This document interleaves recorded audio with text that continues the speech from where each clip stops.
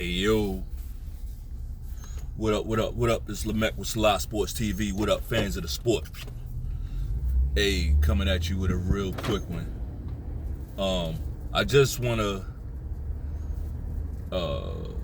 honestly, I wanna put some respect on Jermell Charlo's name, right? Want to put a little bit of, actually a lot of respect on Jermell Charlo's name. Now, his brother, not so much, right? His brother, no respect on his name. Like, he's a weirdo, right? Yeah, his brother's an A1 weirdo.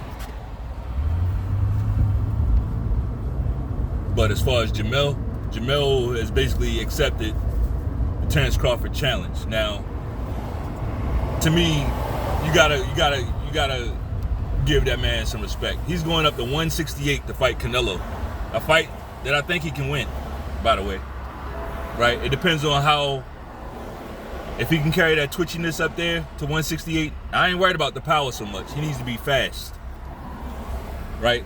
You need to be fast when you go up there. Don't try to go up there putting on all this extra weight and shit. I think that's bad news, right? Of course, you want to be in the ballpark, but if he goes into that fight weighing 165, right? I don't think that's a bad thing, honestly. If he goes into that fight at like 164, 165, I'll be okay with that, right? Because one thing you know about Canelo, today's Canelo, he's going to throw a bunch of power shots. So the weight, it's all about your strategy. If your strategy is to cushion the blows, I think that's a dumb strategy, right? But if your strategy is to go up there and be fast, be quick, be fast, move, he can beat Canelo. Absolutely. He can absolutely beat Canelo. Right? He can punch. Can he punch at 168? We'll find out, right? We'll find out. I'm gonna say he can, right? Those dudes are very athletic. That's one thing we gotta give him. So I'm gonna give Jermell Charlo all the respect that he deserves, right? Going up there to fight Canelo and then coming right back down to fight a Bud Crawford. Yeah. Yeah, no matter what happens, right? No matter what happens, he got my respect. I'm not on that shit where I say, well, this guy's he's on this promotion, so I'm going just this. I'm not on that, right? Now, granted, it's true that I haven't really been appreciative. I didn't really appreciate how a lot of PBC guys behave, a lot of their sound bites, a lot of the shit they say.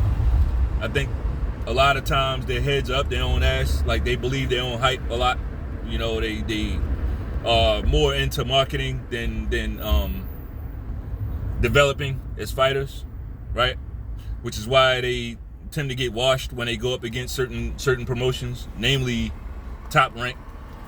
They can hang in there with the zone a little bit, right? But Top Rank is washing PBC fighters, and there has to be something to that. Top Rank, you know, they're the promotion, so the fighters just fight, basically, right? I know Bob Arum, Terrence Crawford, he doesn't promote, he doesn't get online. Like, that's your job, motherfucker. Fighters fight and promoters are supposed to promote. The fuck you want him to do your job for? But I digress, right? I think that Jermell Charlo's a hell of a fighter, right? And he does deserve respect. Look at this stupid motherfucker. It's always one. Wow. Wow.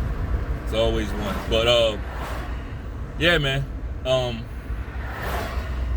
Jermell Charlo is he's a dog. You know, can't take that from him. Can't take that from him. He's got a lot of fights under his belt too. Lot of fights.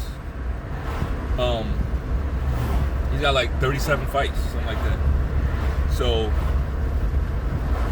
props to Jermell Charlo. Right? Also, real quick, I gotta touch on this on Errol Spence and Terrence Bud Crawford saga.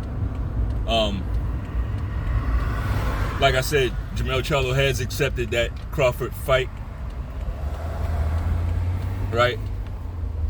But as of right now, it appears Crawford still has some unfinished business, right? It appears he does. It appears Crawford has unfinished business with Errol Spence by way of the rematch clause, right? It really doesn't matter what we think about it, what anybody thinks about it. Like, a rematch clause is a rematch clause. You know, that's contractual. You either honor the contract or you get sued. And it's my understanding that the rematch is contingent upon the loser, what the loser wants, the loser of the fight, which was Errol Spence, right?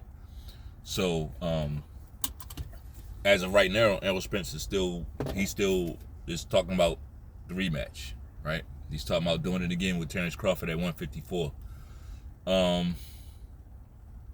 Of course, the weight would be Crawford's choosing, but he seems to not have a problem with going up to 154. Seems like that's where he wants to go anyway, right? So why not take a tune-up and go ahead and fight Errol Spence, right? Well, damn, Lamech, that is a little harsh. I don't think so. Did you see the fight? Did you see the fight last weekend? Like, another fight with that guy will be a tune-up. Period. Like, Canelo never watched Triple G like that. Not even old Triple G. Not even 40-year-old Triple G. He didn't watch him like that. You know? And y'all looked at, you know, y'all, like, he never watched Triple G, period. But y'all still looked at that last fight as a tune-up for Canelo. And it was. It really was. But, yeah, this, I'm going to say, is a tune-up. Terrence Bud Crawford versus Errol Spence at 154 is a tune-up. And here's why. And, like, a lot of you so-called boxing fans, right, you tell on yourselves because your boxing knowledge really is not there. Right? It's really not there. If Errol Spence was too slow at 147, and that's pretty much why he lost. He was getting hit in between shots. His timing was off, right? I'm not even gonna say his timing was off. Like, he is just not. His timing isn't as good as Terrence Crawford. That's what I'm gonna say, right? I'm not gonna say his timing was off. Like, he fought Crawford the same way he fought. He fought Crawford the same way he fought Dennis Ugas, right? So, I mean, he fought him the same exact way, that was the problem, right? He doesn't have the style to beat a Terrence Crawford. Like, is his footwork going to be better at 154? Is he going to keep his head off the line at 154? Is he going to have more wrinkles, more tricks up his sleeve at 154? Like, Errol Spence, he is what he is. You know, his style hasn't changed in years. Ever since